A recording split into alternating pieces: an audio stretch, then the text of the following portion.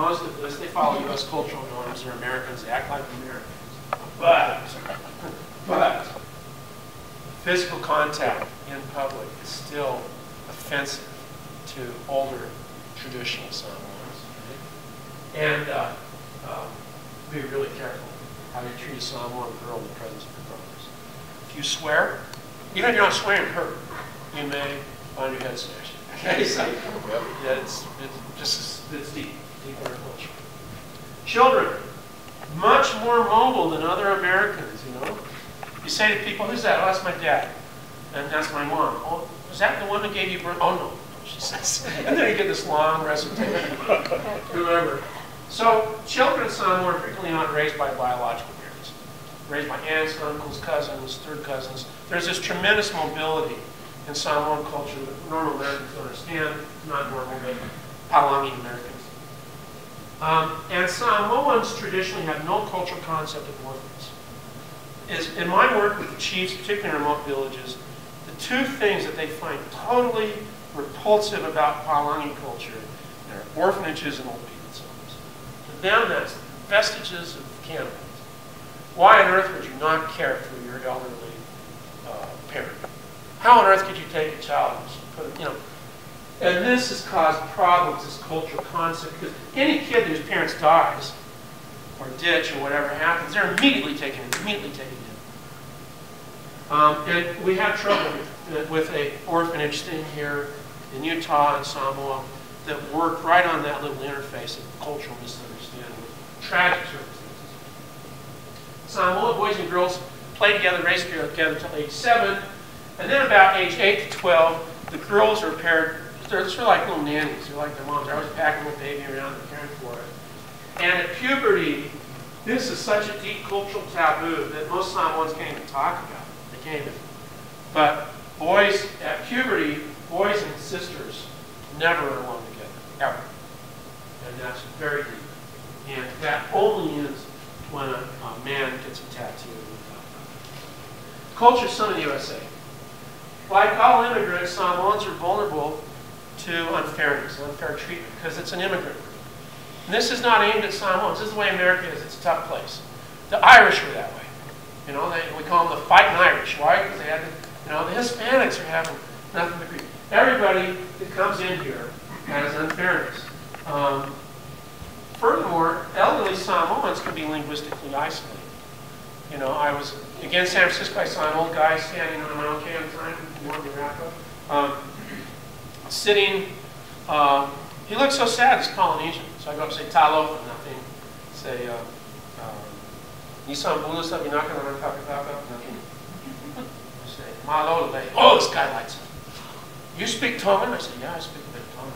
Oh my heavens. He says, I haven't been able to speak to anybody here. I said, well, you look sort of sad. What's the deal? He says, I've been waiting here 8 hours. I said, for who? My daughter. Your daughter? He said, yeah, she's supposed to meet you. I said, do you have her address? He pulls out his wallet, and it's all in Tongan. He said, here she is. I said, oh, well, it says here your daughter lives in Chicago. He says, yeah. He says, is that nearby? I said, no, it's not nearby. I said, well, could I get a bus there? I said, no. He said, do you have her phone number? Call her up. Totally freaked out. Where's Grandpa?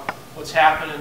So I go over to United and say, hey, this guy can't speak English, might have somebody with him, got him on the plane, got him sorted out.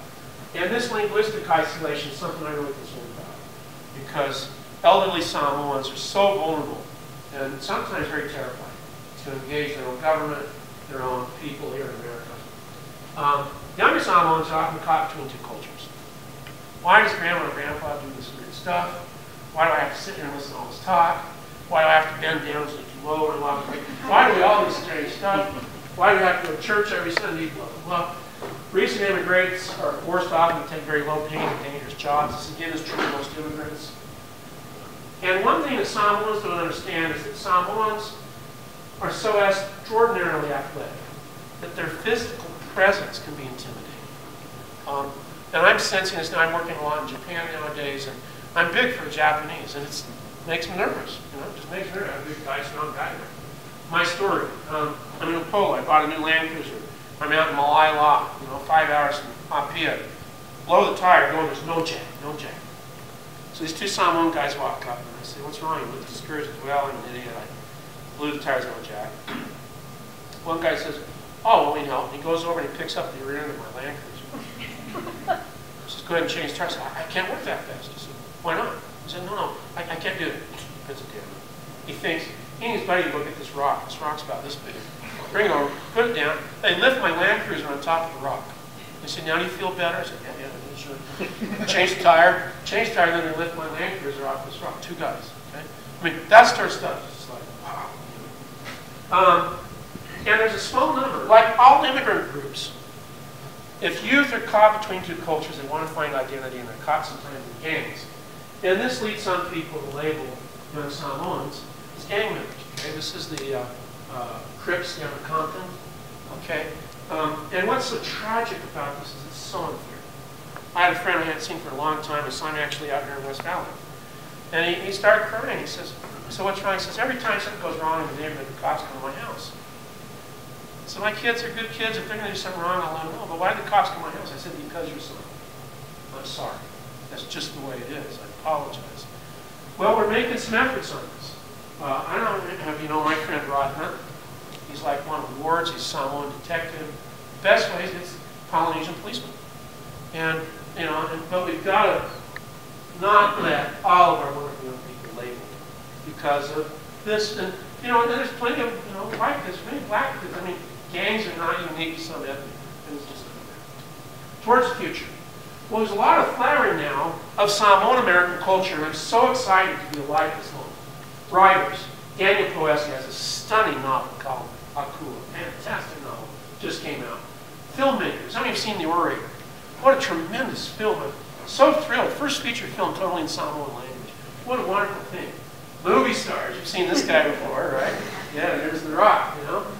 Educators. You had Dr. Talanoa come talk to you. An amazing guy. Mayors. Luffy Hahnemann. Probably one day might become governor of Hawaii. Congressman Eddie Hawaiian, a wonderful man, head of the House Foreign Relations Committee. And this guy's a big deal. Cabinet members, Joe Kyle, member of the Samoan cabinet, Samoan American, sumo wrestlers, you know, Konishiki, volleyball players. Fuji Talanoa is playing professional volleyball now. In fact, I love it. I went to one of these games, and all my Tongan friends had this big sign that says, Fuji is a Tongan. Football players, we've got Troy Polamalu here. I love his hair.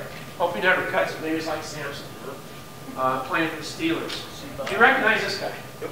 Who's this? Yep. Amazing. Center guard. Divers, Greg McGinnis. Samoan American, won gold medals in the Olympics. Musicians. This is Mavis Rivers' son. Runs the Honolulu Symphony. I always get his name. Cutlove is his last name. Matt Cutlove. And then something that we need to get the word out more as a community, because we also have military heroes. This is Frank Tai, died in Iraq, 2005. Samoan Americans have the top record of military valor heroes among any group. So, as taken as a whole, the moment's arrived culturally for Samoan Americans. And my view is, as we go forward as Samoan Americans, we need to remember our past, learn about it, because those basic traits of humility, of kindness, of courtesy, of hospitality, of charisma, of extraordinary performance are going to bode very, very well for Samoan Americans in the future. So, the path is rooted in the future and the past. There's the head of state, Samoa, man I love very much, truly a genius. Tupua, Tuiatua, Tupua, Tomasisi, Tupua, and of course the Prime Minister, Samoa, I love too. And I think I'll stop there. Thank you so much, Jay. Fafatai Talanoa.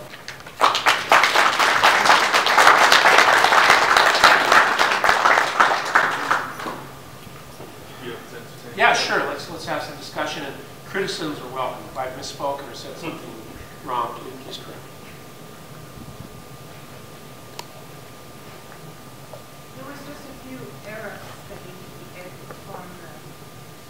Just misspellings or something. Thank you. Yeah, like type out. Sami instead of Parusa. He had an L. Thank you. Thank you. We'll get that next. Yes. The second one is added to what you were talking about later on. Yeah. My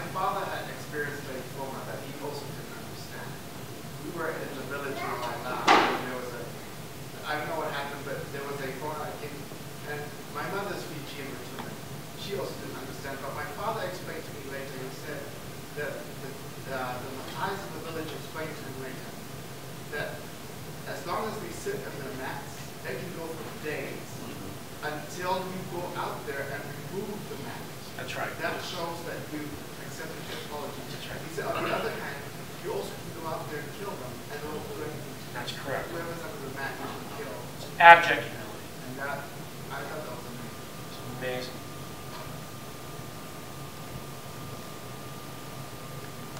Do you see similar immigration issues with the population in New Zealand and Australia? Absolutely.